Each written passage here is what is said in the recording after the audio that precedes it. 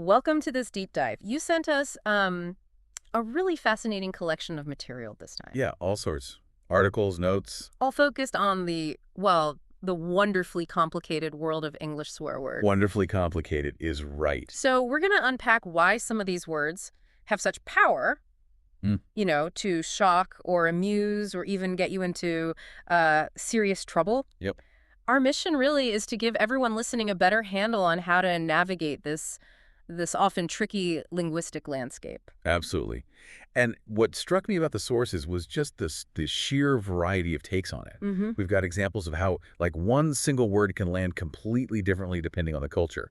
That bloody example you mentioned is just the start. Right. We'll also look at how context really shapes the meaning, the sort of subtle levels of offensiveness, and importantly, practical ways to get your point across Mm. with impact, but hopefully without accidentally blowing things up. Okay, so let's jump right in.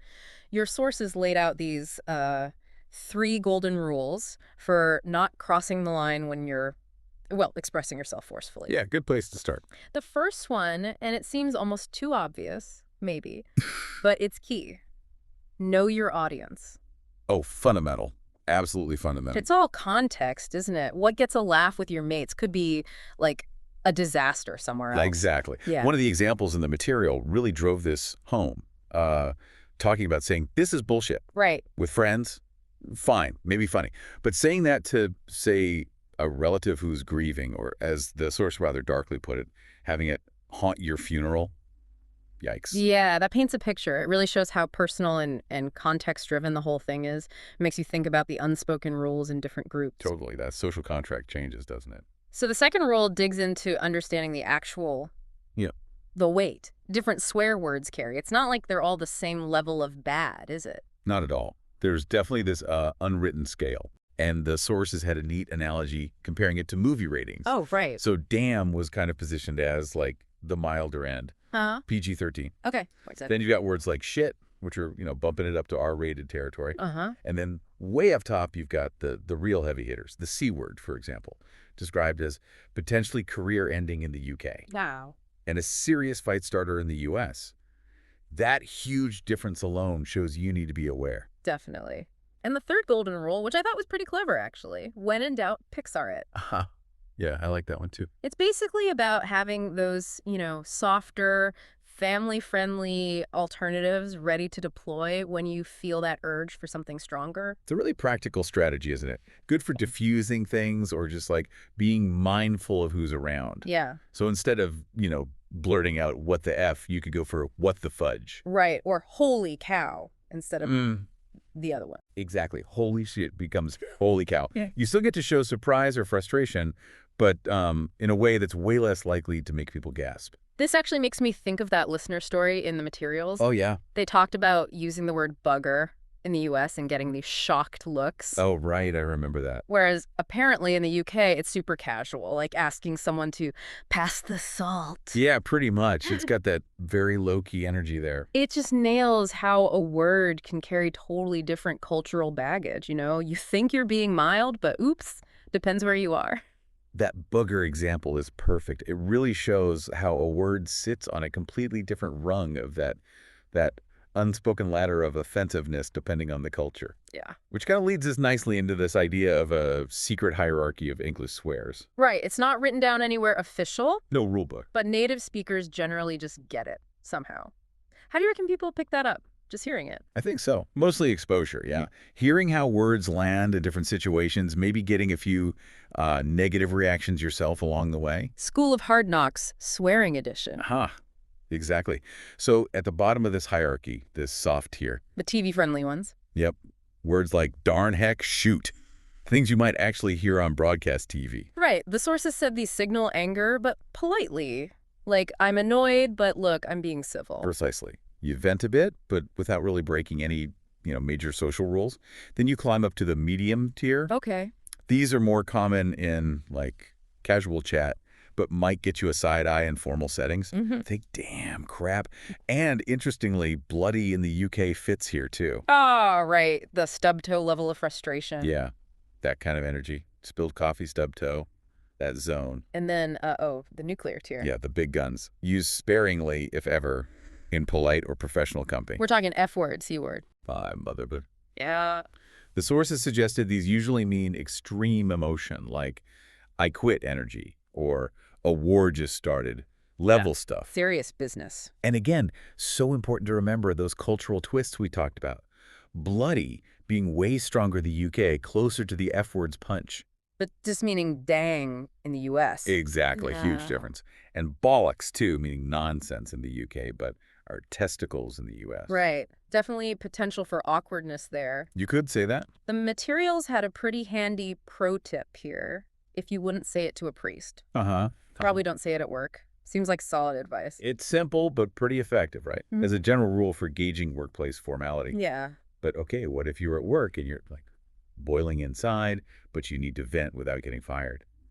The sources had some strategies. Yes. Back to the Pixar method, it seems. Very versatile. It is. So instead of the F-bomb when the printer jams again. You reach for fudge or freak or frick.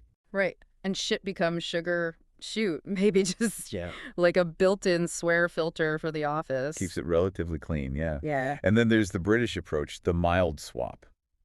The understatement thing. Exactly, using understatement for really strong feelings. So this is a complete disaster. Might become. This is a bit of a pickle. Right. Same level of internal rage, maybe, but way softer delivery. Hmm. It makes you wonder how that changes the reception, doesn't it? It probably does. I also found the idea of corporate professional anger quite revealing. Maybe slightly chilling. Yeah. How so? Well, it's where really strong negative feelings get hidden behind super formal, polite language. I see. So, like, I'm extremely disappointed could actually be code for. Well, as the source suggested, you're a fing idiot. Wow. Okay. Yeah. That's a whole other level of language use. Wow. Decoding required, Definitely highlights paying attention to tone and context, even when the words seem tame. for sure. And there was even that listener hack, the Essays Word Journal. Oh, yeah, like a personal list of HR-approved alternatives. Exactly. For when you're stressed. The example was fudge nuggets as a way to say F this at your desk. Fudge nuggets. It's kind of absurd, but harmless. Gets the feeling out, maybe. I guess that's the idea. Find those substitutes. Okay, let's dig into these cultural swear landmines a bit more. We've touched on US versus UK. But there's more, yeah. Like the F word's intensity. It seems to hit differently depending on where you are. How so? Well, in the U.S., it often carries real weight, anger, aggression. Oh.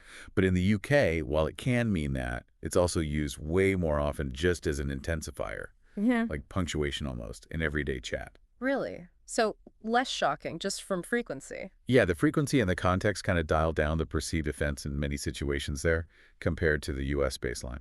Interesting. And then Australia and the C word sounds like a minefield all its own. Oh, totally.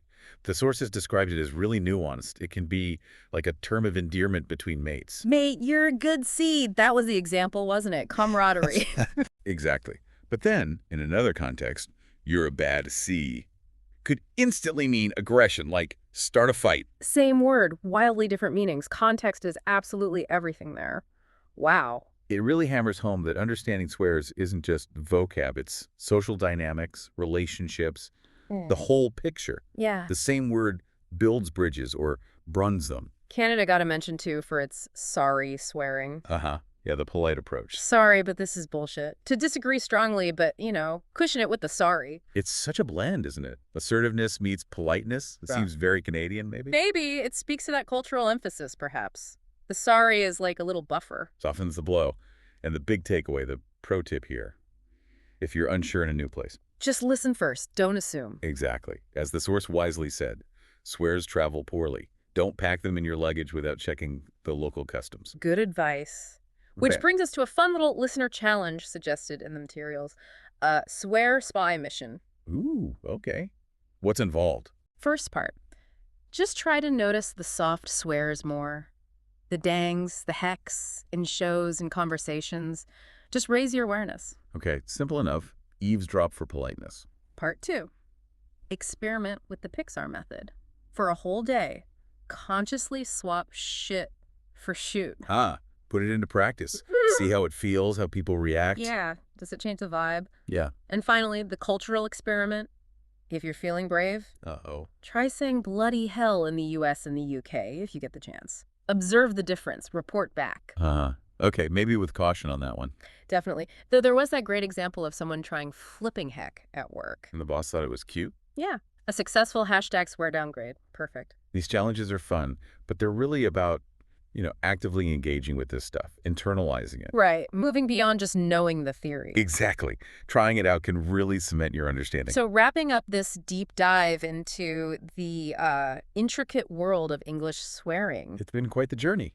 it's clear there's way more to it than just a list of bad words. It's audience, intensity, culture. So many layers. Definitely about awareness. Yeah. Hopefully this has given everyone listening a more nuanced view, maybe made you feel a bit more confident or maybe just more cautious about using these words. Wield the knowledge wisely.